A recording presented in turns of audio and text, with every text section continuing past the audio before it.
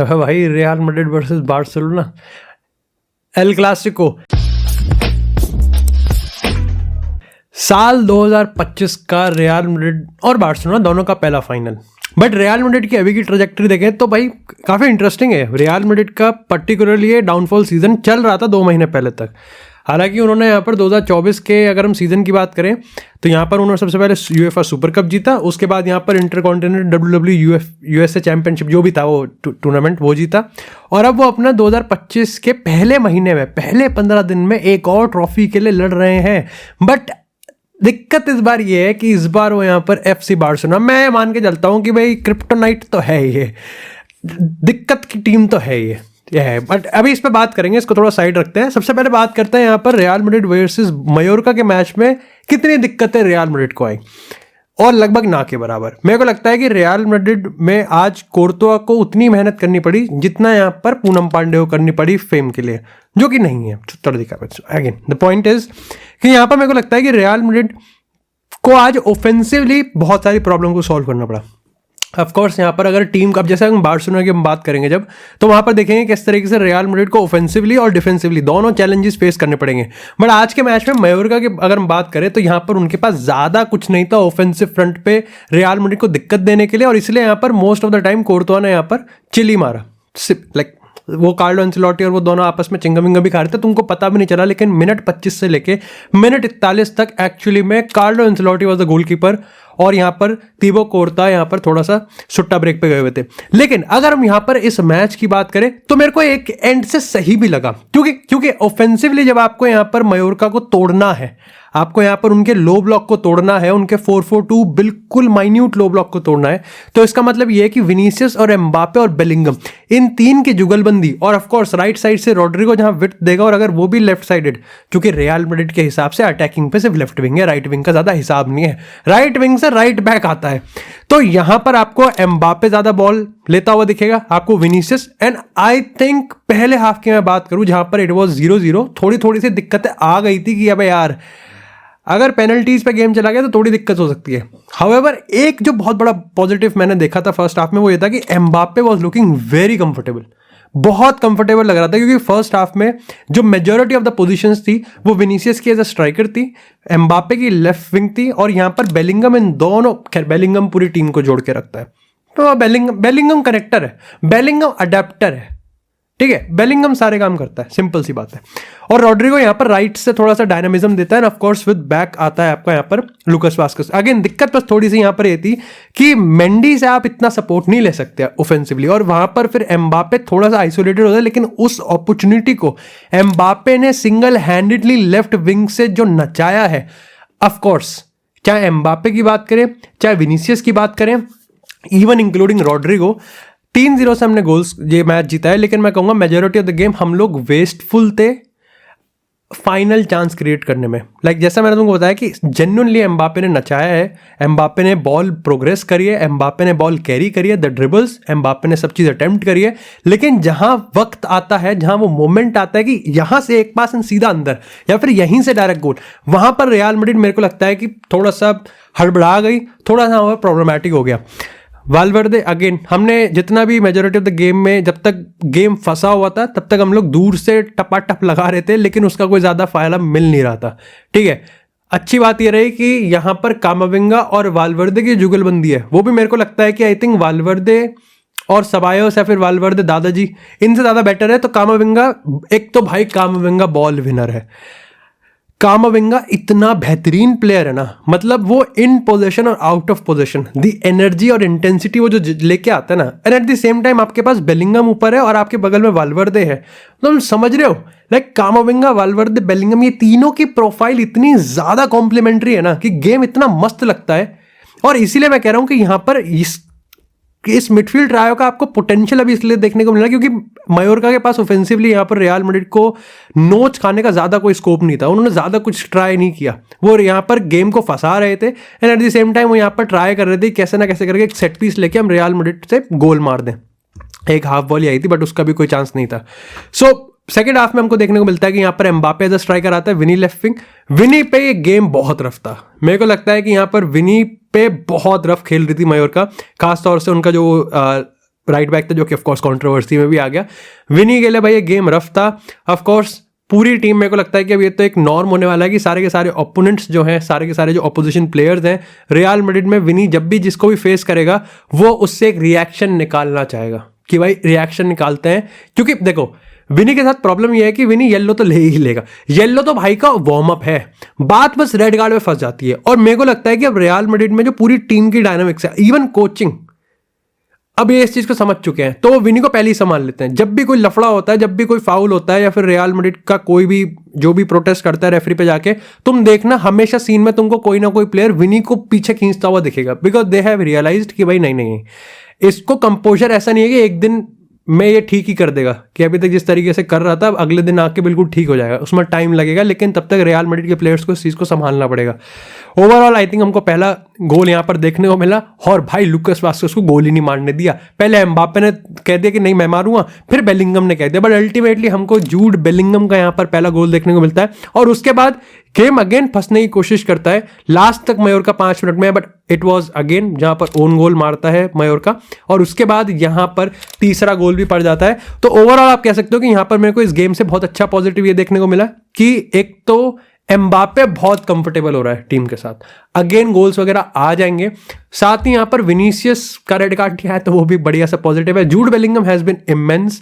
आपको यहां पर कामाविंगा वाल्वर्दे की पार्टनरशिप में आई थिंक कार्लो एंसेलोटी अब समझ पा रहा है कि नहीं भाई, विदाउट कामाविंगा टीम नहीं चलेगी। हमको असेंसियो का भी कैमियो दिख गया, जो कि तगड़ा ही था।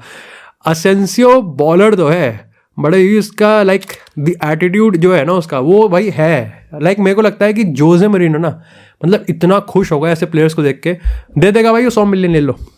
बट खैर अब बात करते हैं यहाँ पर एल क्लासिको की। यस भाई, रियल मैड्रिड वर्सेस बार्सिलोना है, और बार्सिलोना इस रियल मैड्रिड को देखो प्रॉब्लम दे सकती है। Eight the same time real Madrid भी बहुत ज्यादा अच्छी प्रिपेयर्ड है इन कंपैरिजन टू अक्टूबर में जो हो रहा था। पहली चीज तो ये है कि देखो मैं सिंपल क्लेम कर देता हूं इस चीज को कि आई डोंट थिंक इसके चांसेस बहुत कम है, हो सकता है बट चांसेस काफी कम है कि एम्बापे जिस कुत्ते तरीके से ऑफसाइड था, वो उस कुत्ते तरीके से इतनी बैड टाइमिंग के साथ तो अब नहीं खेलेगा बार्सिलोना को।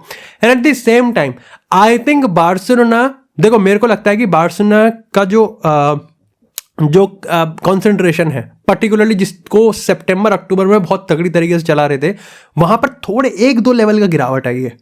ठीक है, लेवेंडोव्स्की की फॉर्म खराब चल रही है, और फर्स्ट सीजन में तुमको पता है अगेन वो सितंबर अक्टूबर वाला जो रफीनी और सितंबर अक्टूबर वाला जो लेवेंडोव्स्की है, कहीं ना कहीं फॉल आया है, कहीं ना कहीं वहां पर आया है। प्रेसिंग स्ट्रक्चर में आप कह सकते हो कि अभी भी बार्सिलोना थोड़ा स्ट्रगल कर रही है कि कैसे यहाँ पर वो हाई डिफेंसिव लाइन और प्रेस को एकदम से कम्बिलेट करके साथ में सिंक्रोनाइज करेंगे, तो वहां पर दिक्कत है। आप कह सकते हो कि इस बार्सिलोना से आप एक्सपेक्ट कर सकते हो कि ये पूरी तरीके से गेम इंपोज नहीं करेंगे, रियल मैड्रिड को अपना चांस मिलेगा। प्रॉब्लम पे आ जाते हैं। प्रॉब्लम ये है कि प्रेस तो इनका भी चुत्तड़ी है, प्रेस तो रियल मैड्रिड वालों का भी कोई खास नहीं है, और मेरे को लगता है कि वर्स है, प्रॉब्लम वर्स है। ऊपर से रियल मैड्रिड की अगर हम हाई डिफेंसिव लाइन की बात करें, मिड डिफेंसिव लाइन की बात करें, तो बहुत पोरस है, लाइक कोई हार्ड लाइन नहीं है कि ये करना ही करना है। सो वहां पर आई थिंक यहाँ बिहाइंड द लाइन बार्सिलोना के प्लेयर्स, रनर्स, पर्टिकुलरली रफीनिया को चांस मिलने वाले हैं। ये सिंपल सी बात है। क्या असेंसियो खेलेगा या चुआमेनी खेलेगा, डिपेंड करता है किस तरीके से यहाँ पर सीन रहेगा। हाउएवर मेरे को लगता है कि जो 2 सबसे बड़े प्लेयर हैं वो है भाई पेड्री, और दूसरा है यहाँ पर लमीन यमाल। दोनों के लेवल में lamin Yamal I think will be 100% more so, but Pedri has been immense. मेरे को फ्रैंकी डियोंग नहीं दिख रहा बिल्कुल भी। कासाडो अगेन लाइक वो सपोर्टिंग रोल में पूरी तरीके से नचाने वाला है। आपको यहाँ पर कुबारसी और Inigo Martinez elite level passing मिलेगी। बाल्डे गेम पिछले वाले गेम में मैंने तारीफ ही करी थी। अगेन जूल्स कोंडे रिकवर कर रहा है, अभी एक स्लम्प आ गया था बट अब रिकवर कर रहा है। सो आपको अगेन वो चीज़ है कि इंडिविजुअल परफॉर्मेंस में तो दोनों टीम तगड़े लेवल पे है, ठीक है। बट रियल मैड्रिड को मैं इस बार अच्छा चांस दूंगा, मतलब ऐसा नहीं कि जीत ही जाएंगे, बट स्टिल लाइक उससे खराब तो क्या ही आप कर सकते हो, समझ रहे हो, उस चीज से खराब तो आप क्या ही कर सकते हो कि इतनी गंदी टाइमिंग कैसे हो सकता है। However Vinicius has to make his composer. भाई विनीसियस को पिच पे होना पड़ेगा। आई थिंक हर बड़े मैच से पहले मेरे को कहना पड़ेगा कि भाई विनीसियस तू पिच पे रहेगा तभी तो, क्योंकि एवरीबॉडी नोज कि विनीसियस, एम्बापे, बेलिंगम, रोड्रिगो, इनके बीच जुगलबंदी ठीक हुई है। And at the same time Brahim Diaz and दादाजी, we have our backup, depth है। आप कह सकते हो कि यहां पर इस पॉइंट ऑफ टाइम पे फिलहाल के तौर पे अगर बार्सिलोना की डेप्थ की बात करें अच्छी है, but Frenkie de Jong is definitely not in good condition, अच्छा कॉन्फिडेंस नहीं है। अराउगो को लेके अभी एक दिक्कत है, बट रियल मैड्रिड का प्रेस खराब है, ठीक है, रियल मैड्रिड का प्रेस खराब है। इस मैच से आप रियल मैड्रिड को स्ट्रेट अवे कट नहीं कर सकते मयोर्का वाले मैच से, but at the same time आप ग्रांटेड भी नहीं ले सकते। बार्सिलोना में अभी भी अगर आप एथलेटिक बिल्बाओ वाले चांसेस की बात करोगे, however they didn't impose themselves, but उन्होंने चांस बहुत क्रिएट करे थे, समझ रहे हो। वो प्रॉब्लम पता है क्या है, प्रॉब्लम ये है इस गेम में रियल मैड्रिड को दिक्कत सबसे बड़ी ये आएगी कि they will not stop, they can not stop Barcelona entering their penalty area. ये डिपेंड करता है कि लेवेंडोव्स्की और रफीनिया पर्टिकुलरली जितने भी चांसेस लमीन यमाल बनाए, क्योंकि वो बना देगा, पेड्री भी बना देगा, ठीक है, ये कितनी बार उसको कन्वर्ट कर सकते हैं। सितंबर अक्टूबर में तगड़े लेवल पे हो रहा था, अभी फिलहाल यहां पर गिरावट है क्योंकि लेवेंडोव्स्की की फॉर्म में गिरावट आई है, समझ रहे हो। एक चीज से अगर गिरावट है तो आप एम्बापे से एक्सपेक्ट कर सकते हो कि एम्बापे का कॉन्फिडेंस बढ़ा है, लेवेंडोव्स्की का गिर गया है, बिल्कुल स्विच हो चुका है। दूसरी चीज ये है कि जब रियल मैड्रिड अब, क्योंकि मेरे को लगता है कि रियल मैड्रिड जब भी पेनल्टी बॉक्स में प्रेशर सोक करती है, दे टेंड्स टू कंसीड अ गोल, और बार्सिलोना चाहती ही है कि वो जितना हो सके उतना ज्यादा रियल मैड्रिड के हाफ में खेले, तो दिस विल बी लाइक बहुत गेम स्नैचिंग होगा। हाउएवर मेरे को लगता है कि कार्लो एंसेलोटी नहीं जाएगा 1v1 में, वो ट्राई करेगा कि वो यहाँ पर पोजीशन को थोड़ा सा कम करे और वो अगेन बार्सिलोना की हाई डिफेंसिव लाइन को बीट करने की कोशिश करे। तो आई थिंक जो ओवरऑल कोर स्ट्रक्चर होगा गेम का वो यही होगा कि हम लोग किस तरीके से यहाँ पर हाई डिफेंसिव लाइन को बीट करेंगे with a good timing, good timing वाली बात है यहाँ पर। खैर इसी के साथ अब बात करते थोड़ी सी ट्रांसफर अपडेट्स की। सबसे पहले भाई यहाँ पर क्वाराडोना यानी कि खुइचा की अगर हम बात करें, क्वारेक्शेलिया की, तो भाई डेविड ऑस्टिन ने रिपोर्ट बताई है कि लिवरपूल साइन कर सकती है अगर खुइचा यहाँ पर डिसाइड करता है कि वो नेपोली को लीव करेगा। 2027 तक का कॉन्ट्रैक्ट है एंड यस डेविड ऑस्टिन ने बोला है, तो मेरे को लगता है कुछ ना कुछ पनप रहा होगा। बट मेरे एक दो सवाल हैं, वो ये हैं कि पहली बात तो लिवरपूल बहुत हैविली स्टॉक्ड है, दे आर स्टैग्ड, कि यहाँ पर डियोगो जोटा भी है, उन पर डार्विन नूनेज भी है, उन पर कोडी गाक्पो भी है, उन पर लुइस डियाज भी है, दे हैव मो साला, दे हैव अगर हम बात करें उन पर फेडरिको चिएसा भी है। तो मेरे को समझ में नहीं आ रहा है किस तरीके से यहाँ पर और एक बंदे का आया, क्योंकि हाइट बहुत बड़ी साइनिंग है।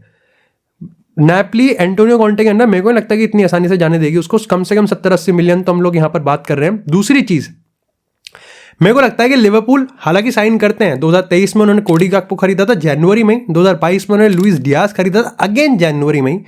मेरे को लगता है कि लिवरपूल नहीं साइन करेगी, इसलिए नहीं कि उन पर पैसा नहीं है, बल्कि इसलिए क्योंकि उनको ये नहीं पता कि उनको रीइंफोर्समेंट कहाँ करनी है। ट्रेंट अभी भी हवा में है, वैन डाइक हवा में है, साला हवा में है। जब तक इनका कॉन्ट्रैक्ट नहीं होगा तब तक मेरे को लगता है कि दे कैन रियलाइज कि हमको रीइंफोर्समेंट कहाँ करनी है। अगेन बात करते हैं यहाँ पर रोनाल्ड अराउजो की।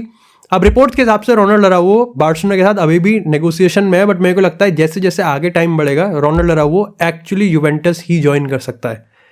देखने वाली बात यह है कि जनवरी में कि समर ट्रांसफर विंडो में, बट मेरे को लगता है कि यस यूवेंटस ये डील कर देगी। अगर कहीं मामला फंसेगा तो पैसों पे फंसेगा, बट मेरे को लगता है कि रोनाल्ड अराउजो अब छोड़ता हुआ हमको दिख रहा है Barcelona, which is kind of pity. मैंने पता नहीं कितनी बार इस चीज़ को कहा है कि बार्सिलोना मेरे को एक बहुत बड़ा लीडर दिखता है और वो है Ronald Araujo, and times have changed. Plus यहाँ पर मेरे को लगता है कि बार्सिलोना के पास सेंटर बैक्स में बहुत बढ़िया क्वालिटीज आ गई हैं। इनिगो मार्टिनेज ने अपने आप को जो इंप्रूव किया है, पाओ कुबार्सी की बात करें, एरिक गार्सिया भी बढ़िया है। सो अगेन क्रिस्टेंसन को लेकर अभी कुछ कंफर्म नहीं है कि क्या होगा क्या नहीं होगा, तो ऐसा गुड डील। प्लस बार्सिलोना भी इसको भाई लाइक खुले हाथ से कह सकते हैं, दे एक्सेप्ट इट, क्योंकि 60-70 मिलियन अगर अराउजो से निकाल लिए और इतने ही पैसे अगर फ्रैंकी डियोंग से निकाल लिए विद 1:1, और आपको अगर अराउजो लाइक अगर आपको अंसू फाटी भी आपने सेल कर दिया तो यू हैव अराउंड 160-200 भाई। लेपोर्टा यूं करेगा, यूं लेपोर्टा पहले तो 3 प्लेयर खरीदेगा, फिर 4 प्लेयर सिर्फ उनको डी रजिस्ट्रेशन करके रजिस्टर करने वाली बकचोदी के लिए खरीदेगा, समझ रहे हो। इतने पैसे होंगे बार्सा, और लेपोर्टा इस चीज को बिल्कुल भी जाने नहीं देगा। However it's easier said than done. Araujo बहुत अच्छा स्टॉक है, फ्रैंकी डियोंग के साथ मामला थोड़ा गड़बड़ है, सैलरी बहुत बड़ा स्टैंड है, बहुत बड़ा सैलरी का दिक्कत है फ्रैंकी डियोंग के साथ।